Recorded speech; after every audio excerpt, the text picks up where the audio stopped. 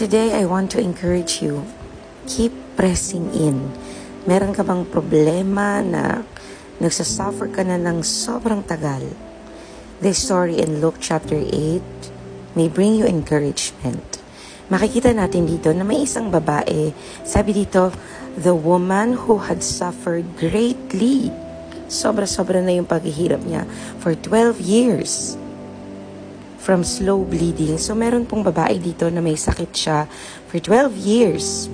At sabi dito, even though she had spent all that she had on healers, she was still suffering. So, lahat na ng paraan ginawa niya, lahat na pinuntahan niya. Sabi pa nga dyan, lahat daw ng meron siya, nagastos na niya. So, walang-wala na siya.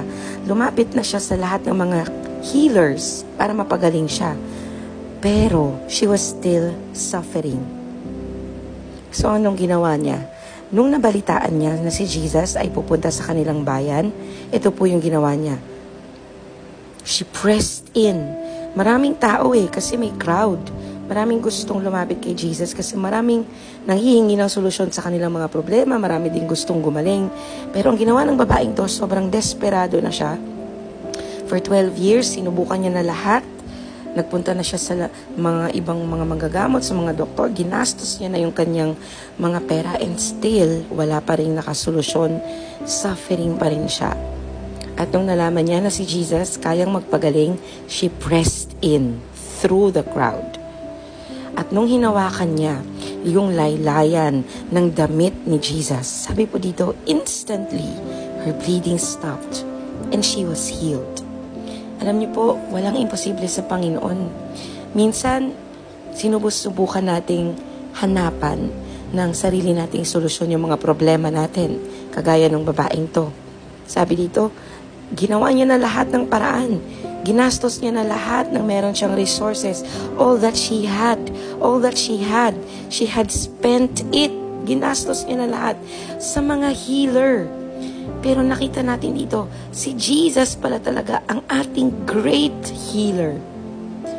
So I hope na ma-encourage ka ngayon kapatid, kung kagaya ka ng babae nito, kahit hindi sakit yan, problema, struggle, utang, problema sa pamilya, problema sa relationship, problema mo personal sa love life, problema mo emotionally, mentally, or even physical sickness, and you are still suffering.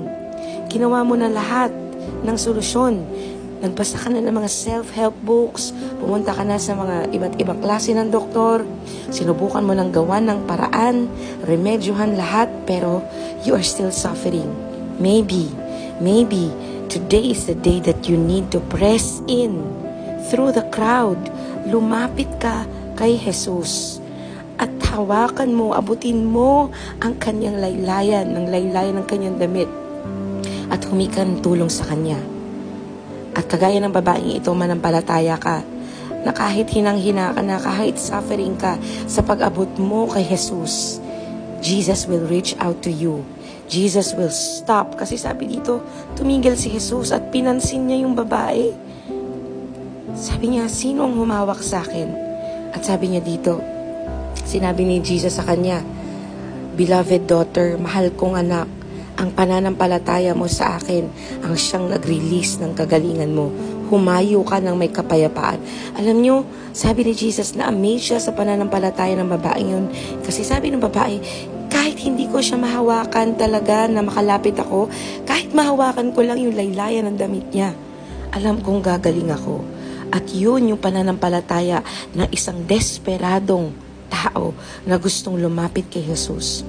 If you are desperate, your desperate faith, kapatid, will pull you closer to Jesus. Hawakan mo siya, abutin mo si Jesus at aabutin ka rin niya. And I pray, gaano man katagal yung struggle mo ngayon, as you reach out to Jesus, God will see your faith, Jesus will see your faith, and your faith will heal you. So I declare healing, I declare restoration, I declare that you will receive the answer to your problem. I decree that your long-standing problem, long-standing struggle will come to an end in the name of Jesus, even instantly, as you make your way, as you press in prayer, as you press in worship, as you press in reading the word, as you seek Jesus, may you encounter Jesus, and may He heal you and bring you the solution and the answer to your struggle in the name of Jesus.